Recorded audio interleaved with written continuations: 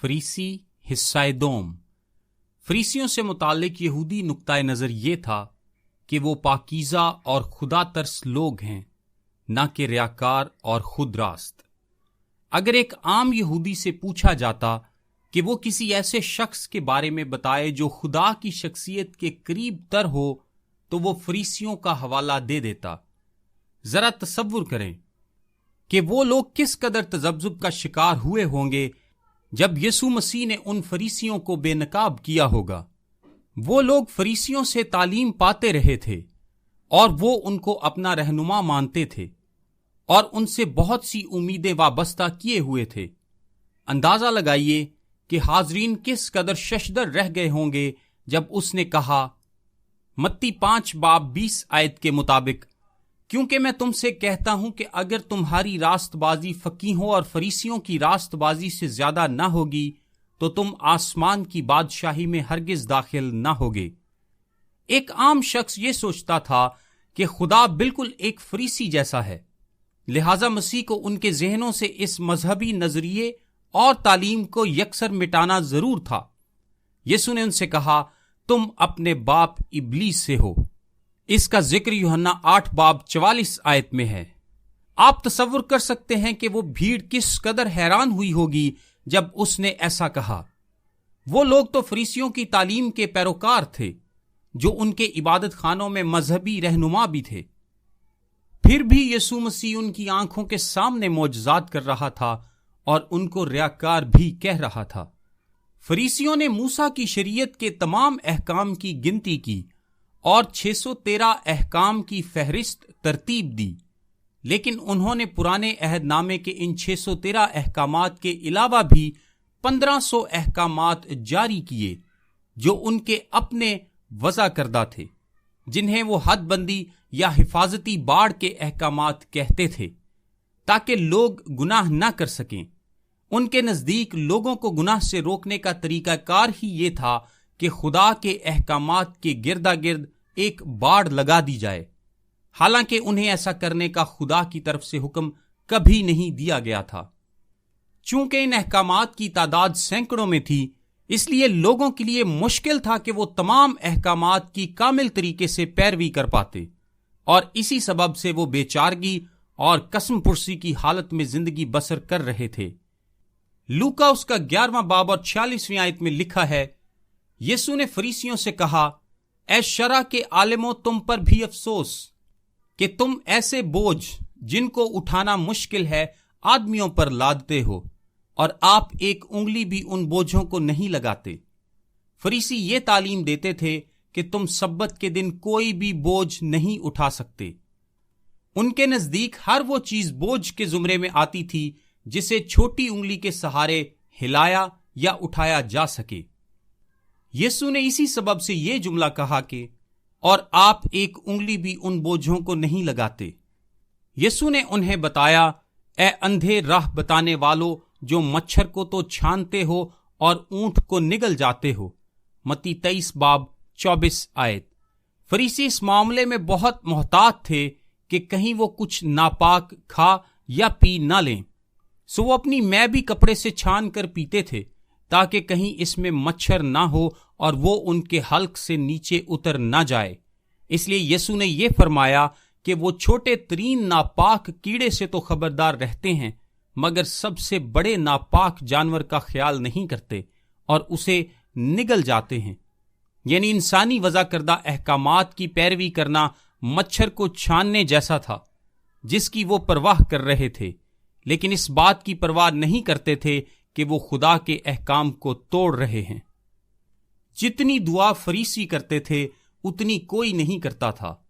हर सुबह फरीसी जब अपने बिस्तर पर उठता, उसकी पहली दुआ ये होती थी, मैं तेरा शुक्र अदा करता हूं कि मैं दूसरे मर्दों की तरह नहीं हूं। जब यीशु ने लूका 18:10-14 में ये मिसाल दी तो वो फरीसियों की दुआ का हवाला दे रहा था। वो रोजाना एक दुआ मांगते थे जिसे शिमोना इसरे कहते हैं, जिसका मतलब 18 है। ये 18 दुआओं की एक फहरिस्त थी जो रोजाना 3 बार दोहराई जाती थी, एक बार सुबह, एक बार सपहर और एक बार शाम को। इन दुआओं का बार बार दोहराया जाना तवहम परस्ती और जादू मंत्र पढ़ने जैसे से ज्यादा कुछ न था।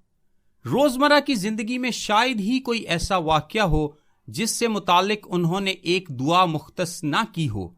उनके पास खाना खाने की दुआ थी, रोशनी, आग, आसमानी बिजली, नया चांद, शहाबे साकिब, बारिश, समंदर, नदियों और दरियाओं को देखने पर, नया फर्नीचर वसूल करने पर और शहर में दाखिल होने या छोड़ने के मौका पर। नीज हर काम के लिए उनके पास एक दुआ थी। सही वक्त पर सही दुआ को लेकर उनका पूरा मजहबी निजाम मुतासिर था।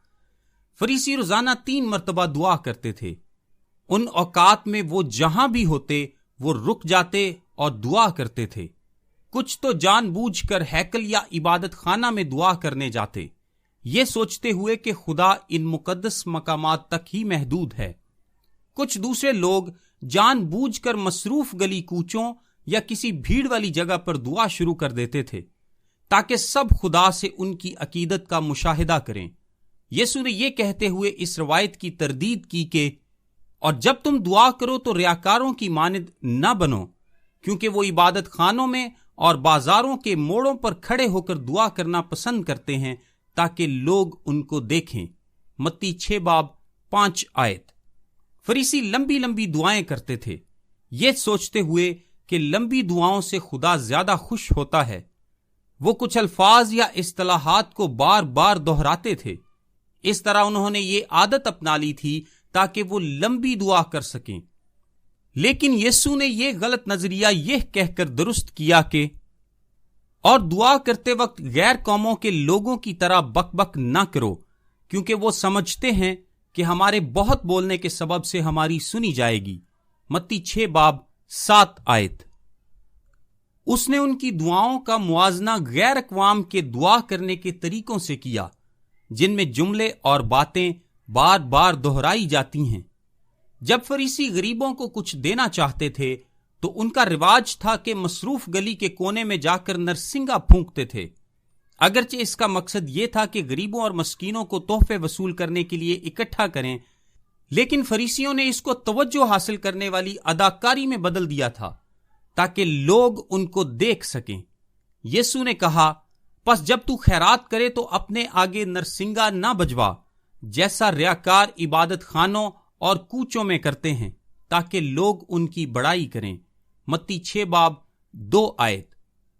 तावीज छोटे डिब्बों की तरह होते थे जो वो अपने माथे और बाएं बाजू पर बांधते थे। इस डिब्बे के अंदर मुदरजा झैल आयात होती थीं। इस्तिस्ना 6:4-9 आयत, फिर 11:13-21 आयत, खरूज 13:1-16 आयत। यह अजीबो गरीब अमल इसलिए हुआ क्योंकि फरीसियों ने खरूज 13:9 आयत और 16 आयत की लफ्जी तौर पर तशरीह कर ली। वहां लिखा है, और यही तेरे पास गोया तेरे हाथ में एक निशान और तेरी दोनों आंखों के सामने एक यादगार ठहरे। फिर 16 आयत में लिखा है, और ये तेरे हाथ पर एक निशान और तेरी पेशानी पर टीकों की मानिंद हों, क्योंकि खुदावंद अपने जोरे बाजू से हमको मिस्र से निकाल लाया। आम यहूदी दुआ के बाद ये तावीज उतार देते थे। फरीसी उसे सारा दिन पहने रखते थे। ज्यादा रूहानी नजर आने की कोशिश में वो उन तावीजों का साइज बड़ा कर लेते थे। वो उस मकसद को खो चुके थे जो खुदा चाहता था कि कलाम को ज़हनों और दिलों में रखना और अमल करना। यीशु ने यह कहते हुए उनके मजहबी फख्र को बेनकाब किया।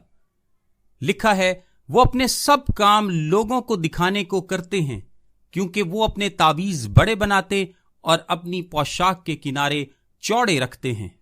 मत्ती 23:5 आयत।